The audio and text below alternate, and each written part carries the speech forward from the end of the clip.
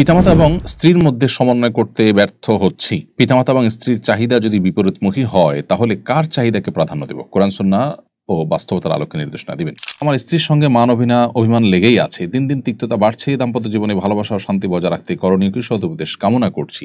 আমার স্বামী দিন পালনে উদাসীন, তাই আমি আমার বাবার বাড়ি এসে থাকি, আর ঢাকায় আমার ভালো লাগে না। এতে কি আমার গুনাহ হচ্ছে? মেয়েদের চুল উঁচু করে বাঁধা নিষেধ, কিন্তু হিজাবের নিচে তো চুল খোলা রাখা যায় না, খোপা করতেই হয়। ওই খোপাটা মাথার উঁচুতে নয় বরং ঘাড়ের উপরে থাকে, এটাও কি উটের কুজ হিসাবে বিবেচিত হবে? চলুন তাহলে ইতিমধ্যে যে সমস্ত প্রশ্ন আমাদের কাছে চলে এসেছে সেগুলোর উত্তর দেওয়ার পালায় আমরা চলে যাই। এ পর্যায়ে আমি প্রশ্ন দেখতে পাচ্ছি নাহিদ হাসান আপনি লিখেছেন, নতুন ছাপা হওয়া 20 টাকার নোটে মন্দিরের ছবি আছে, এই টাকা ব্যবহার করার শরীয়ী বিধান কি? এই টাকা পকেটে রেখে নামাজ পড়লে নামাজ হবে কিনা? ভাই নাহিদ হাসান, টাকা যেহেতু পকেটে থাকে অতএব সেটা রেখে নামাজ পড়লে নামাজ হবে যদি সেখানে প্রাণীর ছবিও থাকে। আর মন্দিরের ছবিতে একটা ভবনের ছবি, একটা ঘরের ছবি, একটা ঘরের ছবি যদি আপনার পকেটে না থেকে বাইরেও আশেপাশে কোথাও থাকে, তারপর সেখানে নামাজ পড়লে নামাজ হয়ে যাবে। এর সাথে নামাজ না হওয়ার কোনো সম্পর্ক নেই। এমাসাদ বলেছেন, বর্তমানে এআই দিয়ে অনেক ভিডিও তৈরি করা হচ্ছে যা হুবহু বাস্তব ভিডিওর মতো। এরকম ভিডিও তৈরি করা কি জায়েজ হবে? না, এরকম ভিডিও তৈরি করা জায়েজ হবে না। এটা বিভিন্ন রকমের অন্যায়ের পথকে উন্মোচন করবে। তাছাড়া এখানে নতুন একটা প্রাণীর অবয়ব তৈরি করা হয়, যেটা সম্পূর্ণভাবে না জায়েজ এবং গুনাহের কথা। মোহাম্মদ কাউসার আলী আপনি লিখেছেন, হাঁস মুরগির পেটের ভিতর যে ছোট ছোট ডিম থাকে সেগুলো কি খাওয়া যাবে? মুরব্বীরা বলেন এই ডিম খেলে বাচ্চা হয় না, এটা কতটুকু যৌক্তিক? কোনো অসুবিধা নেই, এগুলো খেতে পারেন। এটা যারা নিষেধ করেন তারা সঠিক কথা বলেন না। মেহরান মনি আপনি লিখেছেন, মেয়েদের চুল উঁচু করে বাঁধা নিষেধ, কিন্তু হিজাবের নিচে তো চুল খোলা রাখা যায় না, খোপা করতেই হয়। ওই খোপাটা মাথার উঁচুতে নয় বরং ঘাড়ের উপরে থাকে, এটাও কি উটের কুজ হিসাবে বিবেচিত হবে? মাথার উপরে উঁচু করা নিষেধ। মাথার উপরে যেটা উটের কুজের মতো উঁচু হয়ে থাকে মাথার উপরে, এটা কোনো কোনো আরবের মেয়েদেরকে দেখা যায় যে তারা হিজাব করেও এরকম চুল বাঁধেন।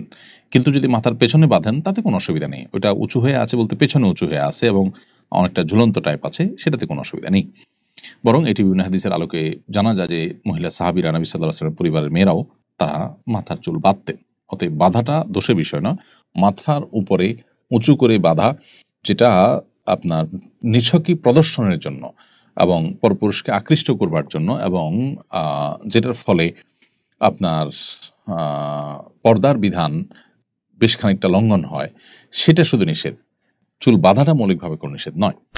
রায়হানা রাফা আপনি লিখেছেন, আমার স্বামীর তুলনায় আমি খাটো, আমার স্বামীর সাথে মানিয়ে চলার জন্য উঁচু জুতা ব্যবহার করলে গুনাহ হবে কিনা? উত্তর হলো না, এটা গুনাহ হবে না। এমনিতে আপনি যদি স্বামীর সাথে মানিয়ে নেওয়া না, বাহিরে যাওয়ার সময় নিজেকে দীর্ঘ বোঝানোর জন্য পরেন, বিশেষ করে বিবাহের আগে মেয়ে দেখতে গেলে দেখা যায় মেয়েদেরকে উঁচু জুতা পরিয়ে খাটো মেয়েদেরকে লম্বা দেখানোর চেষ্টা করা হয়, এগুলো প্রতারণা অন্তর্ভুক্ত। বাট স্বামীর সাথে আপনি যাচ্ছেন, সেক্ষেত্রে মানানসই হওয়ার জন্য বা স্বামীকে খুশি করার জন্য আপনি পড়ছেন, সেটি অবশ্যই জায়েজ আছে।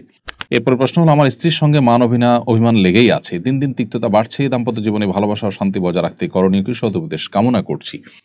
আমাদের যে দাম্পত্য জীবনে এই অশান্তির অন্যতম প্রধান কারণ হলো দ্বীনি শিক্ষার অভাব। দ্বীনি শিক্ষা যদি কারোর মধ্যে থাকে তাহলে দাম্পত্য জীবনে তিনি অবশ্যই সংযমী, ধৈর্যশীল এবং কৃতজ্ঞ হবেন। সংযমী, ধৈর্যশীল এবং কৃতজ্ঞ যদি আমরা না হই তাহলে সেক্ষেত্রে আমাদের দাম্পত্য জীবনে শান্তি কখনো আসবে না। উভয়কেই একই সঙ্গে সংযমী হতে হবে এবং কৃতজ্ঞ হতে হবে। যেটুকু পেয়েছি তার জন্য আল্লাহ শুকর, যেটুকু পাইনি তার জন্য সবর। এই দুইটার সমন্বয় সাধন করা ছাড়া দাম্পত্য জীবনে সুখ শান্তি পাওয়া সম্ভব নয়। দ্বিতীয়ত, আমাদের জীবনে শয়তানের প্রভাব অনেক বেশি এবং অনেক ভয়ঙ্কর। আল্লাহ নবী সাল্লাল্লাহু আলাইহি ওয়াসাল্লাম আমাদের সামনে এমন এক জীবন দর্শন রেখে গেছেন যেখানে প্রতিটা পদে পদে শয়তান থেকে আশ্রয় প্রার্থনা করার শিক্ষা দেওয়া হয়েছে।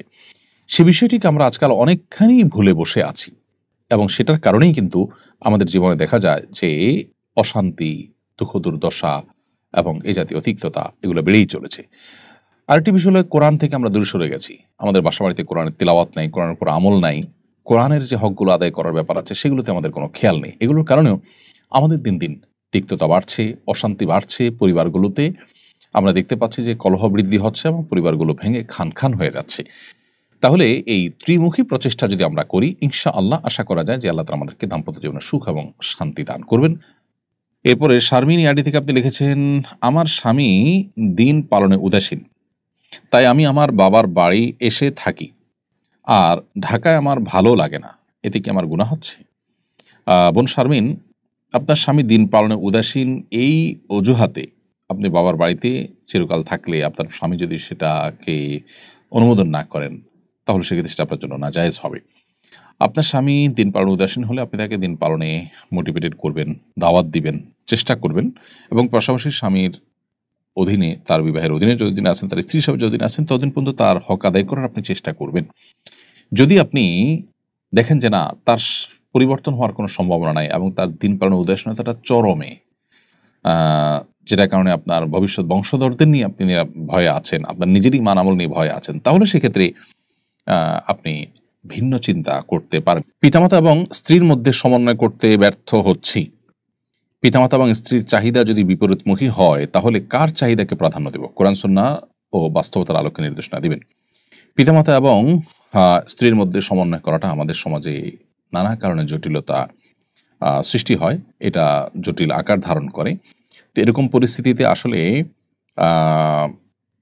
আমরা যদি এমন কোনো পজিশনে চলে যাই যে কোনো একজনের চাহিদাকে প্রাধান্য দিতে হচ্ছে, তাহলে কোনো কোনো ক্ষেত্রে পিতামাতাকে আমরা প্রাধান্য দিতে হবে। দেখতে হবে যে বিষয়টা কোন কোন ধরনের। কোনো কোনো ক্ষেত্রে আবার স্ত্রীরটাকে প্রাধান্য দিতে হবে।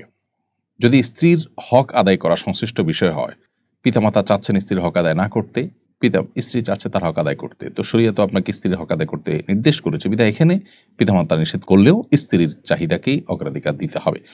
আর যদি স্ত্রীর নফল চাহিদা হয়, যেটা আপনি আদায় করতে বাধ্য নন কিন্তু পিতামাতা সেটা নিষেধ করেন, তাহলে সেটা পিতামাতার নির্দেশনাকে আমলে নিয়ে স্ত্রীকে আপনি কনভিন্স করার এবং বোঝানোর চেষ্টা করতে হবে যে তার প্রতি আপনার ভালোবাসার কোনো কমতি নাই, কিন্তু বাবা মার প্রতি রেসপেক্টের জায়গা থেকে শুধুমাত্র আপনি এখানে সীমাবদ্ধ পরিসরে আপনাকে কাজ করতে হচ্ছে, অথবা তার চাহিদা পূরণ করতে পারছেন না।